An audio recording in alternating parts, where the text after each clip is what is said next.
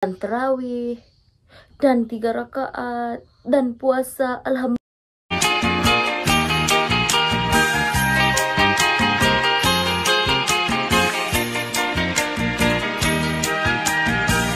Hai, welcome back. Jadi ini hari kita akan bercerita tentang tren yang ada masa-masa bulan puasa nih.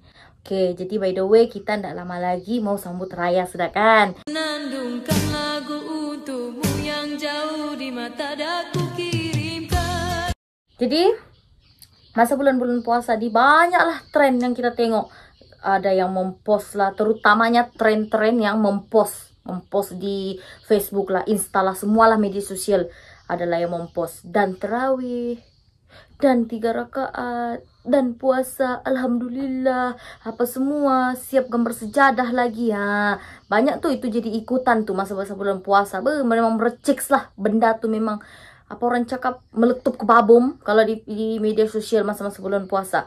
Jadi walaupun banyak orang ikut nih benda, buat nih benda, ndak juga sedikit orang yang kecam.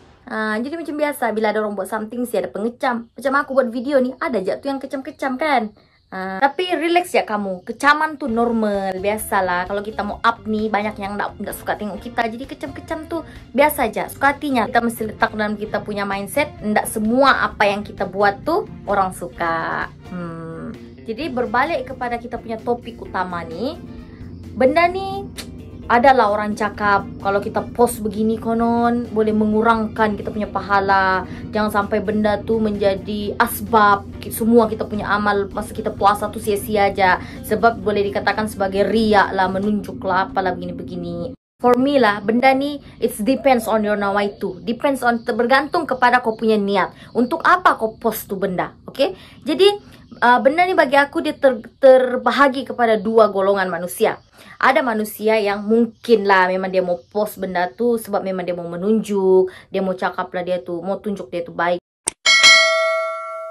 Jadi kalau kamu post tuh dengan niat sebab untuk menunjuk, benda tuh memanglah menimbulkan riak. Macam yang kita tahu, sebesar zarah aja riak dalam hati ini tidak kita cium bau syurga. Jadi kalau kamu mempost tuh memang untuk niat menunjuk, riak apa semua, memanglah sia-sia segala pahala yang kamu kumpul, sia-sia lah kamu puasa. Tapi ada juga manusia nih yang dia post, dia sekadar untuk berkongsi. Mungkin bukan cuma untuk berkongsi, tapi juga untuk ini kan bulan puasa, jadi untuk macam menghidupkan lagi bulan puasa. Jadi kita post supaya mana tahu dengan orang tengok itu post, dia pun boleh ikut. Terawih lah semua.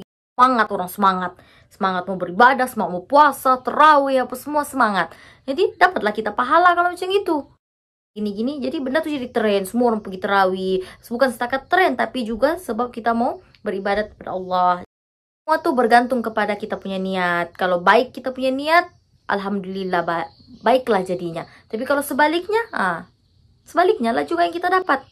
Untuk yang mengecam pun, daripada kamu mengecam apa semua, why not kamu just macam menasihati dengan cara baik.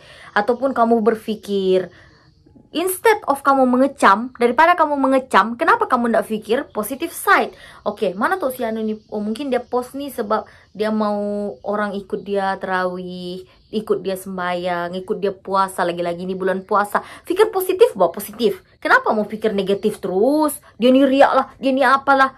Itu maksudnya kalau kita sentiasa negatif, kita punya hati tuh hitam juga sudah. Sebab balik-balik mau pikir buruk, ndak mau pikir baik. Cobalah pikir baik sekali-sekala. Satu lagi aku mau cakap. Yang mengecam tuh, kamu terlalu sempurna kah? Kamu beribadah tuh, kamu pikir kamu punya ibadah tuh terlalu sempurna kah sudah? Sampai mau cakap orang nih, ndak diterima lah amalnya, apalah beginilah. Aduh, ndak payahlah begitu. Jangan ambil kerja Tuhan, daripada kamu berpikir buruk, pikir jak baik-baik, pikir jak positif. Mungkin orang buat tuh sebab dia mau berkongsi apa-apa semua. Pikir positif bah. Nggak salah menegur, boleh menegur, tapi cara baik. Jangan juga kamu menegur, oh si Anu ini terus begini, terus kamu mau klaim orang, terus kamu mau kecam orang, terus mau cakap orang nih ibadahnya nggak diterima lah, penghuni neraka lah, apalah. Jangan begitu. Menegur ada caranya. Kita Islam pun kita diajar macam mana cara-cara menegur orang. Bukan cara mengecam. Kamu mengecam di sosial media, orang post begini, kamu komen-komen mengecam, menghina. Jadi pahala, kamu dapat pahala lah begitu. Dapat pahala kah begitu? Pikir, pikir. Bukan budak-budak saya ini yang mengecam, orang tua pun begitu, orang dewasa pun begitu.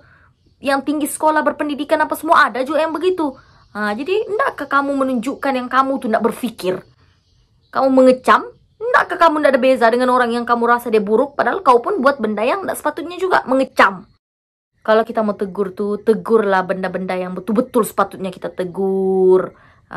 Benda-benda yang betul-betul kita yakin dia salah. Contoh lah, kamu tengok orang mempost di Facebook, di media sosial lah, mempost membuka aurat, enggak menutup aurat, berpost joget-joget, bergelek-gelek itu semua. Itu kamu komen, kamu tegur, oke, wajar. Sebab itu yang betul-betul salah.